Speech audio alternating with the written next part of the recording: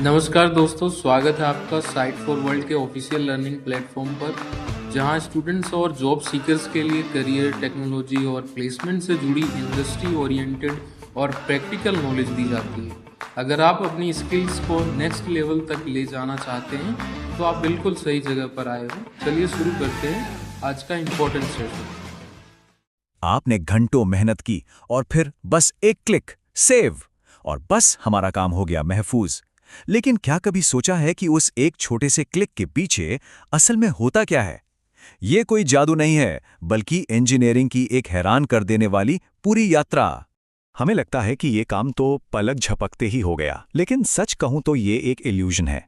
इस एक क्लिक के पीछे इंजीनियरिंग की एक पूरी छिपी हुई दुनिया है, जो हमारे डिजिटल डेटा को एक फिजिकल यानी असली दुनिया में बदल देती है। चलिए आज इसी प्रक्रिया को परत दर परत समझते हैं।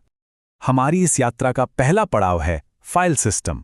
इसे आप अपने कंप्यूटर का एक डिजिटल लाइब्रेरियन समझ सकते हैं। ये वो गुमनाम हीरो है जो हमारी सारी डिजिटल फाइलों को तरतीब से ऑर्गेनाइज करके रखता है। तो सवाल यह है कि एक फाइल सिस्टम असल में है क्या? ये डेटा को स्टोर करने, उसे एक्सेस करने और उसे ट्रैक करने का एक सिस्टम है। जैसे एक लाइब्रेरियन को पता होता है कि कौन सी किताब किस शेल्फ पर रखी है, ठीक वैसे ही फाइल सिस्टम को पता होता है कि आपके डेटा का हर छोटा बड़ा टुकड़ा स्टोरेज डिवाइस पर आखिर कहाँ मौजूद है। और हर लाइब्रेरियन का अपना अलग सिस्टम होता है ना? बिल्कुल वैसे ही FAT32 लगभग हर डिवाइस के साथ काम कर लेता है, इसलिए ये USB ड्राइव के लिए परफेक्ट है। लेकिन इसकी एक लिमिट है, ये 4 GB से बड़ी फाइलें नहीं संभाल सकता। फिर आता है NTFS, जो विंडोज का स्टैंडर्ड है। ये बेहतर सिक्योरिटी देता है और बहुत बड़ी फाइलों को भी सपोर्ट करता है। और ext4, ये है लिनक्स की दुनिया का बादशाह, जो अपनी स्पीड और भरोसे के लिए जाना जाता है। जर्नलिंग का मतलब बस इतना समझ लीजिए कि NTFS और ext4 अचानक बिजली चले जाने जैसी समस्याओं से आपके डेटा को बचाने में माहिर हैं। चलिए अब इस लॉजिकल दुनिया से निकलकर असली फिजिकल दुनिया में चलते हैं। अगर आपके पास एक पारंपरिक हार्ड ड्राइव है, तो आपका डेटा असल में एक घूमती हुई मशीन के अंदर रहता है। जरा कल्पना कीजिए कि कांच की कई पतली पतली प्लेट्स, जिन्हें प्लैटर्स कहते हैं, बहुत तेजी से घूम रही है, लगभग 7200 RPM की स्पीड पर। इन घूमती हुई प्लेट्स के ठीक ऊपर एक रीड राइट हेड होता है, जो एक सुपर फास्ट आर्म पर लगा होता है। यही हेड आपके डेटा को पढ़ने और लिखने के लिए बिल्कुल सही जगह पर जाता है। अब जो आप स्क्रीन पर देख रहे हैं वो सच में दिमाग घुमा देने वाला है। ये आर्म इतनी तेजी से चलती है कि इस पर 30 से 40 G का त्वरण यानी एक्सेलरेशन लगता है। मतलब गुरुत्वाकर्षण दल से भी 30 से 40 गुना ज्यादा। ये इंजीनियरिंग का एक असली कमाल है। डेटा तक पहुंचने की इस प्रक्रिया को सीक कहते हैं और इसके 4 चरण होते हैं। पहले आर्म तेजी से स्पीड पकड़ती है। फिर अगर दूरी ज्यादा हो तो ये अपनी टॉप स्पीड पर चलती है, जिसे कोस्टिंग कहते हैं। इसके बाद ये सही ट्रैक के पास आकर धीमी हो जाती है और आखिर में ये एकदम सही जगह पर सेटल हो जाती है। और ये सब कुछ मिली सेकंड्स के अंदर हो जाता है। लेकिन यहीं पर एक बुनियादी समस्या है। ये फिजिकल मूवमेंट चाहे कितनी भी तेज क्यों ना हो, आपके कंप्यूटर के प्रोसेसर और रैम की बिजली की रफ्तार की तुलना में बहुत बहुत धीमी है।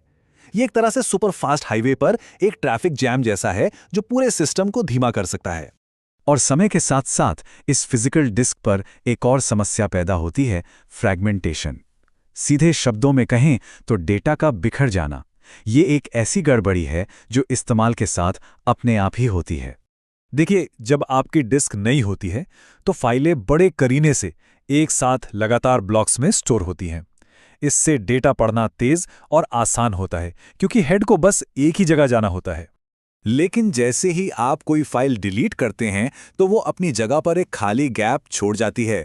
अब डिस्क एक ठोस ब्लॉक नहीं रही, बल्कि उसमें खाली जगह के छोटे छोटे टुकड़े बन जाते हैं। अब सोचिए, जब आप एक नई बड़ी फाइल सेव करते हैं तो हो सकता है कि उसे एक साथ रखने के लिए पूरी जगह ही न मिले। तो सिस्टम उसे उन खाली गैप्स में फिट करने के लिए टुकड़ों में तोड़ देता है। इन्हीं टुकड़ों को फ्रैगमेंट्स कहते हैं। आपकी एक ही फाइल अब डिस्क पर कई अलग अलग जगहों पर बिखरी हुई है। इसका असर परफॉर्मेंस पर सीधा पड़ता है। एक पूरी नॉन फ्रैगमेंटेड फाइल को पढ़ने के लिए डिस्क आर्म को बस एक तेज चक्कर लगाना पड़ता है, लेकिन एक फ्रैगमेंटेड फाइल को पढ़ने के लिए आर्म को कई धीमी यात्राएं करनी पड़ती हैं, यहां से वहां, वहां से यहां।